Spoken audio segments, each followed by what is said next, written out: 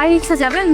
তুমি শেষ পর্যন্ত তুমি রিক্সা চালাও? অবশ্য তোমার মতো এমন হ্যাঁ গাইয়া ছেলে জীবনে আর কি বা করতে পারে। কেন বেন রিক্সা চালানো কি খারাপ? তাই খবরদার আমাকে বেআইন বলবে না। আর রিক্সা চালাও চালাও, আমাদের এলাকার আশেপাশে তোমাকে যেন আর না দেখি। তোমার জন্য তো আমাদের মান সম্মান কিছুই থাকবে না। মান সম্মানে কি আছে? আমি তো চুরি করে খাইতেছি না। তাই একদম মুখে মুখে কথা বলবে না। আর তুমি না বলে ভার্সিটিতে ভর্তি হয়? এই রিক্সা চালায় টাকা জমায় আমি ভার্সিটিতে ভর্তি হবো। আল্লাহ দিলে রিক্সাওয়ালাই একদিন ভার্সিটিতে ভর্তি হইব, কেউ টাকাইতে পারবো না।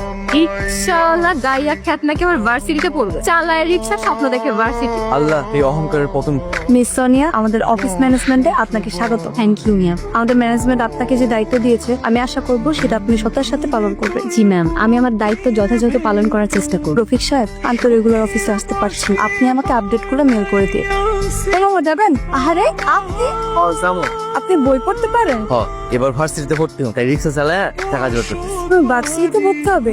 ভর্তি হতে আর কত টাকা লাগবে? ভার্সিটিতে কত টাকা লাগে তা তো জানি না। আজকে আমিও ভার্সিটিতে ভর্তি হবো, তোমার ভর্তি যত টাকা লাগে আমি দিব। না না, এটা আমি করতে পারবো না, আমার জানলে বকা দিবে। তোমার টাকা জোগাড় করতে করতে তো ভার্সিটিতে ভর্তির সময় শেষ হয়ে যাবে। তা অবশ্য ঠিকই কইছে। আমি যে ভার্সিটিতে ভর্তি হবো তুমি তো সেটাতে ভর্তি হবে। তো টাকা তো জোগাড় করতে পারি নাই। ভর্তি হতে যত টাকা লাগে সব আমি, তুমি পরে রিক্সা চালিয়ে দিয়ে দিও। আলহামদুলিল্লাহ, তাইলে আমি রাজি। তোমার পেপারস গুলো থাকলে তুমি আজকেই ভর্তি হতে পারো। পেপারস দোষ আমার বদি নিচে আছে। তাহলে তো খুবই ভালো, চলো তোমাকে আজকেই ভর্তি করে দিতে।